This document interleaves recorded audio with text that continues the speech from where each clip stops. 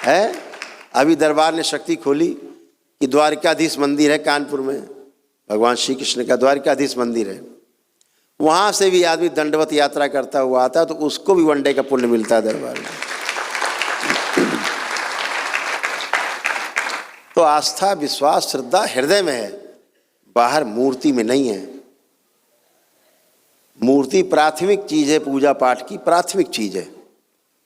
उसके बाद तो खुद मूर्ति बन जाती है अंदर, और फिर आदमी धीरे धीरे खुद मूर्ति बन जाता है, खुद ही।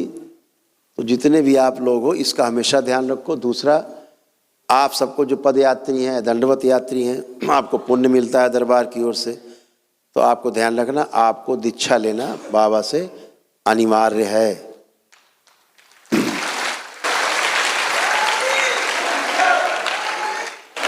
और तीसरी पूर्णिमा क्रॉस ना होने पाए, ये ध्यान रखो, नहीं तो हवन के पुण्य दरबार में जमा हो जाते हैं। तो तीसरी पूर्णिमा ना बीतने पाए। जैसे आज आपने किया, पूर्णिमा आएगी, एक नई समय मिला, अगली पूर्णिमा, उसमें नहीं समय मिला तो तीसरी पूर्णिमा। दरबार में हर पूर्णिमा में दीक्षा होती है, केवल होली की पूर्णिमा को छोड़ करके और रक्षाबंधन की पूर्णिमा को छोड़ करके। 2 पूर्णिमा में त्यौहार होते हैं अपने यहाँ, एक रक्षाबंधन में और दूसरा होली में। इन 2 में केवल दरबार में दीक्षा नहीं होती है, बाकी हर पूर्णिमा में दीक्षा होती है। 10 पूर्णिमा में दीक्षा होती है, उसमें एक गुरु पूर्णिमा हुई होती है। तो गुरु पूर्णिमा के पश्चात 9 पूर्णिमा में हर महीने दीक्षा होती है। तो आप लोग दीक्षा लेकर के बाबा से, उनके भक्त से और शिष्य बनिए। बीच में बैठे ना पीत वस्त्रधारी, ये सब बाबा के शिष्य हो चुके हैं और ये सब तंत्र दीक्षित हैं। तो इसका विशेष ध्यान रखेंगे। जो यंत्र स्थापना है वैसे ही करेंगे। जो लोग पहली बार दरबार से जुड़ रहे हैं, लेपन अपना, संकल्प अपना करना है ना। और अमावस्या आपकी 3 है, इसको ध्यान रखना। ये अमावस्या पूरे वर्ष में कभी भी 3 कर सकते हैं, जब भी समय मिले, 1 वर्ष के अंदर ये 3 आपको करनी है, ठीक है। इससे रुद्राभिषेक के लिए बोला जाता है। दरबार में नहीं कर पाओ, वर्ष में अपना 1 बार कर लिया, एक रुद्राभिषेक अपने घर में ही, ब्राह्मण देवताओं को बुलाया, अपने घर में ही कर लिया, हो गया। अपना मंत्र जाप किया, ये ऊर्जा आपको जो मिली बनी रहेगी और दिनों दिन बढ़ती जाएगी, ये प्रचंड हो जाएगी ऊर्जा ये।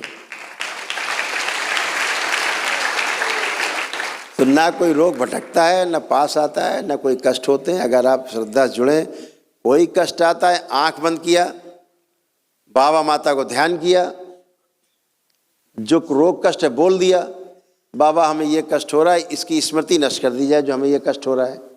जैसे मान लो सिर दर्द हो रहा है, आपने बोल दिया बाबा इस सिर दर्द हो रहा है, इसकी स्मृति नष्ट कर दी जाए, आपकी बड़ी कृपा होगी। और जब आप 3 बार बोलो ओम नमः शिवाय, आँख खोल दो, बंधन 3 हाथ मार दो, दर्द गायब। चाहे पेट दर्द हो, चाहे सिर दर्द हो, कोई भी कष्ट हो।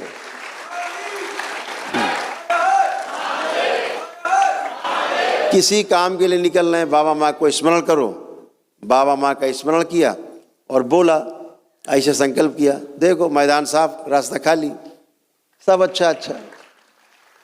तो आप सभी लोग दरबार से जुड़े हैं, ऐसे जुड़े रहेंगे और बाबा माँ के साथ अपना संकल्प और प्रार्थना अपने करते रहेंगे। ये भी ध्यान रखना, जिनके घर में एक दरबार की कल एक बड़ी शक्ति खुलेगी, अभी हम चर्चा नहीं करेंगे उसकी, लेकिन महाकाल से आने के बाद वो ऐसी शक्ति होगी जो पूरे संसार में धूम मचाएगी।